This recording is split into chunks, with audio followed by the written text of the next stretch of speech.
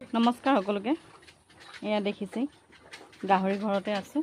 এয়া গাহৰিখিনিক দানা দিলোঁ আৰু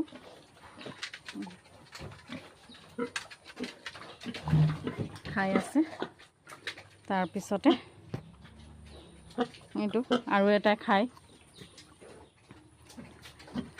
ৰেডি হৈ গ'ল, খাই দিছে। আৰু এইপিনে পোৱালিৰ দিয়া মাকজনী,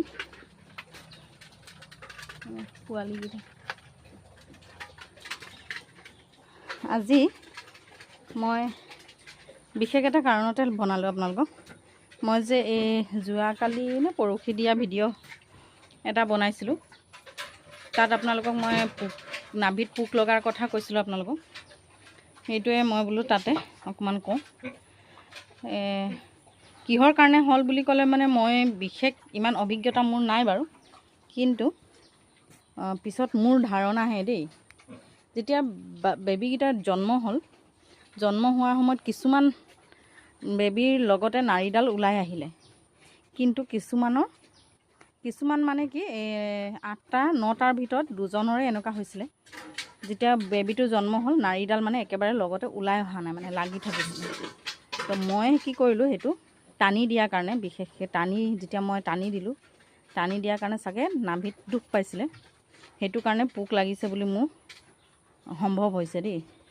কিয়নো মোৰ মানে আগত ছাগলী, আপোনালোকক মই ভিডিঅ'কেইটা দিয়ে থাকোঁ, ছাগলী পোৱালি দিওঁতে মোৰ সেই ছাগলী এটা পোৱালি এনেকুৱা মোৰ হৈছিলে। যেতিয়া জন্ম হ'ল নাভিটো একেলগতে ওলাই অহা নাই বুলি বহুত দীঘল হৈ আছিলে। মই মানে টানি দিয়াত সেইটো নাভিত দুখ, সেইটোও চাগে সেনেকুৱাই নাভিত দুখ পাইছিলে।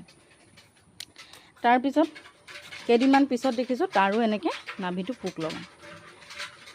মানে মই নিজে ভাবিছোঁ আৰু সেইটোৱে আমাৰ ভুল হৈছিলে, কিয়নো টানি নিদি আমি নতুন ব্লেড বা নতুন হেৰি দি কাটি দিব লাগিছিলে। কাটি দি বিটাৰিন লগাই সূতাটো বান্ধি দিয়া হ'লে এইখিনি নহ'ল হ'লে। সেইটো মই নিজৰ ভুলৰ কাৰণে হৈছে বুলিয়ে আৰু